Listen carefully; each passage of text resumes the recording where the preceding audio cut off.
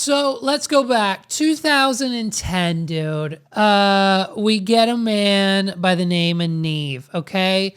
And Nev is this sweet, young, 20-something probably at the time, innocent guy just looking for love. And what better way to find it in 2010 when, Tinder wasn't really a thing yet. I think maybe Plenty of Fish was. I think that might be where the name comes from. But, he looks for love. He finds it online and come to find out it's just some like sweaty guy in his mom's basement claiming to be this like kind of sexy hot model online. And so Nev gets catfished and he films the whole thing and he turns it into this documentary that gets all these awards at all the film festivals, and like a little channel that you may or may not have heard of, MTV, picks it up. And thus is born Catfish, the TV show. We've all seen it, okay? We've all seen what MTV has now done with the Catfish TV show. The premise is pretty basic, right? Someone is online, whether it's a chat room, a forum, Facebook, Instagram, social media, whatever the situation may be, someone's online chatting it up. And someone's on the other end replying. Now, most of the time, it's not like me.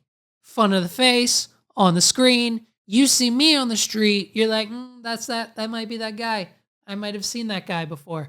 That's probably me. You know what I mean? These guys don't have the videos, don't have the profile photos. Well, sometimes they do, but they're usually not of them. And so when they're talking to these people and they talk back, they say, oh, hey, my name's Jack. And like, it's not really Jack. And Jack's not really talking to Jill. Jill's actually talking to Bertha. And so what Nev and his friends have now set out to do, they are on a mission to save the United States from the catfish. And so they get these emails and they get these requests and they get these people writing in that say, hey, I've been talking to this guy. I've been talking to this girl. I've been talking to this person for 6 to 9 to 12 months, a few years, 3 years, 2 years, 4 years, a year now. And things are kind of getting serious. But the issue is we haven't actually talked face to face. We haven't actually met each other. We haven't actually like FaceTime. I haven't seen like a live custom photo, audio, video. I haven't actually seen this person. And there's 1% of me that thinks maybe they don't exist. And that is the premise of the show. And if you don't have that 1%, if you don't have that 1% of doubts, then you're just a normal person. And if you do have that 1% of doubt, then you're the type of person to get catfished, because it's that 1% of doubt that keeps you going. And so these people will do, it's basically, listen, basically a catfish is someone who's really, really good at a little bit of fake business, okay? They come up with fake profiles, fake names, fake pictures, fake relatives, fake phone numbers, whatever extent the catfish wants to take it to is how far they go. Whether it's a fictitious person that they're portraying, whether it's a celebrity, we'll get to a few examples here in a minute. The extent has how far they go is completely up to the catfish, what's worked for them in the past, and what kind of angle they're trying to get at on this particular case. And so there's basically 3 reasons, right? 3 reasons why anyone would want to catfish somebody. It's either emotional, right? They're just maybe not okay with themselves, their appearance, like they're not okay with they're not okay with, how they look, whether they're short or their voice sounds like mine, or whether they're, whether they're maybe not okay with their sexuality. Maybe they haven't came out yet. Whatever the reasoning may be, it's emotional. right? They need that emotional attention from the other person, and whether or not they would get it as themselves or pretending to be someone else, they need to feel that love and that want and reciprocate it back and forth via that person, whether they're getting it in real life or not. Reason number 2, financial, right? Someone needs some money, and so they find someone who they think online will give them that money, okay? Now, we do that every day. We just call it business, okay? But we do it a little ethically because, up front we say, hey, this is what we're going to do. This is how much it costs. They say, okay, great. We've seen our past work. We know your portfolio. We've worked with you before. We know what you're going to get. We've read your reviews. Like we're pretty on board with what we say we're going to do. And that's why people trust us and give us their money. These people will just pretty much flat out say whatever they need to say, gain the trust of their victims, and then right when they've got them, good morning, beautiful. What's up, babe? How are you? I'm leaving my husband today.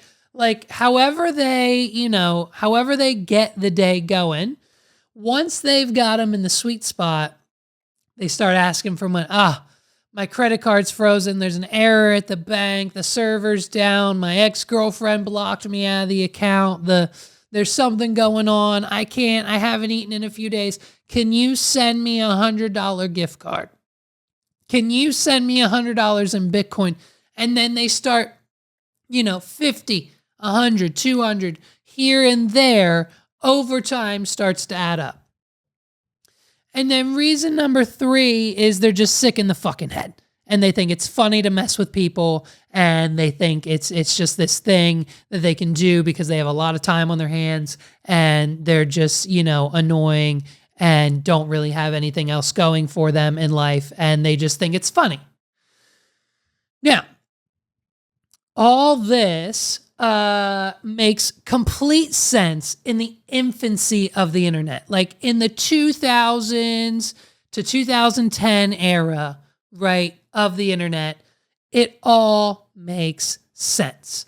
And so what doesn't make sense is that it's still happening now.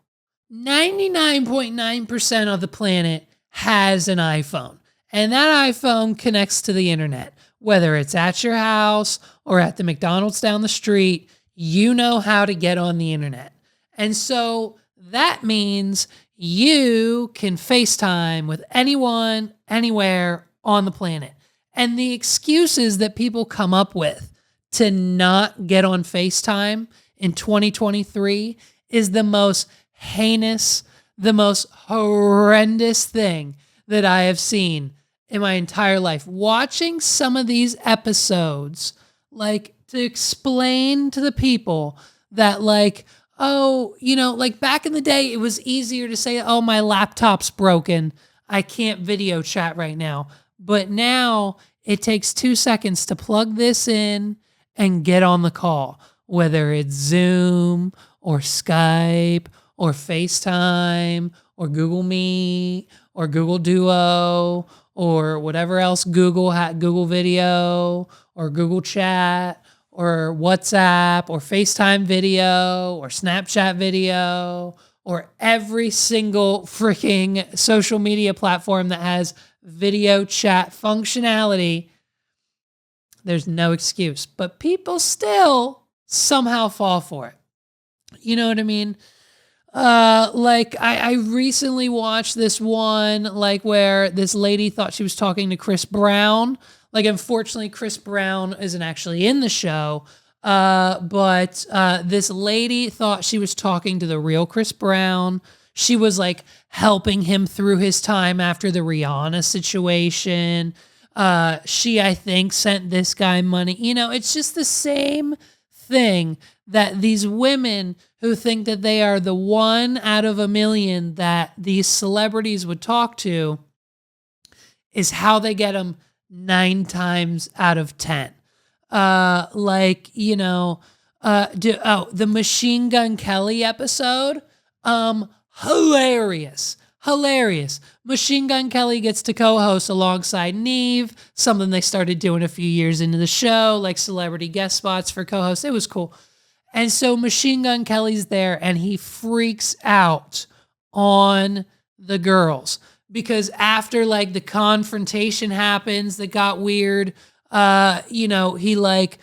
he freaks out. The one girl tells her the whole thing was fake and she made it up because she wanted to come out as a lesbian on national television.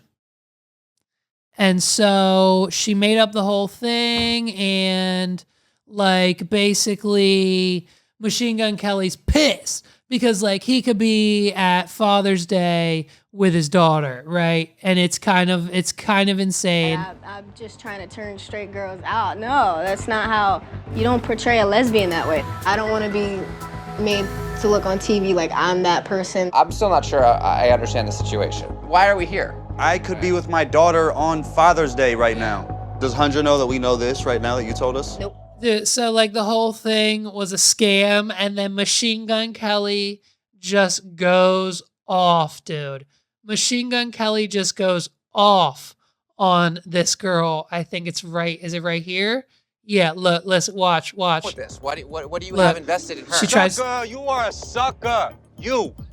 Corny. You are corny. So a random girl just hits you up on the internet and says like, hey, will you help me live on national television? You're like, sure. Dude, he's pissed. Well, it wasn't like that. I mean, he's pissed. And then like at the end credits, it shows him like he chased the girl who like scanned him. And then so MGK like chases her. Thank you for wasting my time. I regret all of it. You're corny. You're not a hero. You are a shameful citizen. Like, dude, MGK's pissed. He's pissed. He's never doing Catfish again. I mean, it's crazy, right? And then of course, the one girl who thought the best episode of Catfish, the one girl who thought she was talking to Bow Wow. There's one girl on the show who was talking to Bow Wow. Hey, listen, to the Catfish who said that she was Bow Wow, hey, pick any other celebrity. Pick any other rapper. But you picked Bow Wow. You portrayed Bow Wow. But listen, hey, who am I to judge? I'm just saying it's a hot tip. But all I'm saying is it worked for her, okay? So could have literally picked Bow Wow, right? And like I said, a lot of times, it gets a little weird because the Catfish is claiming to be Bow Wow. So obviously the person who has gone to Nev, who's like, hey, can you help me with this person who I've never actually met? She's a straight woman and she thinks she's talking to Bow Wow. Like she's trying to hook up. She's trying to be that chick. She's trying to be on the PJ. She's trying to be on the plane. She's trying to do whatever she can do to be with Bow Wow.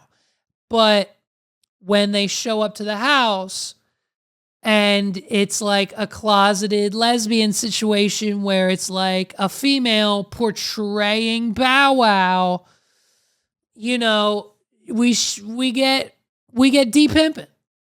You get de-pimping. And, you know, unfortunately, like it's not, you know, de-pimping's a lesbian. And unfortunately, it's just not something I've made up. It's not something that I made up. And it just, it's crazy to me that, you know, that people will do anything, like say they're Bow Wow and, you know, become, but, you know, listen, D-Pimpin's trying to get them Spotify plays. You know what I mean? My name D.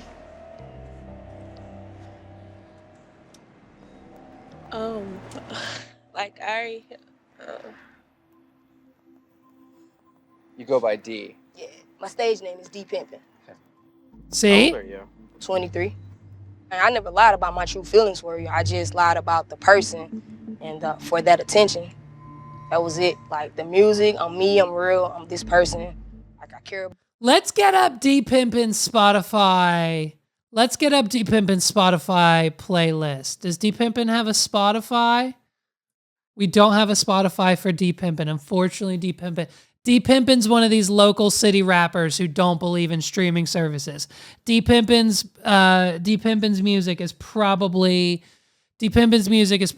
all over, like, you know, Audio Jungle or whatever. You can exclusively stream D-Pimpin, the best rapper in her city, on Audio Jungle. So you gotta like make an account. There's no app. You just gotta like listen to it in Safari or something. I don't know. It's weird. So, wait, what's this? Oh shit. Okay. D-Pimpin's got an Instagram. Here we go.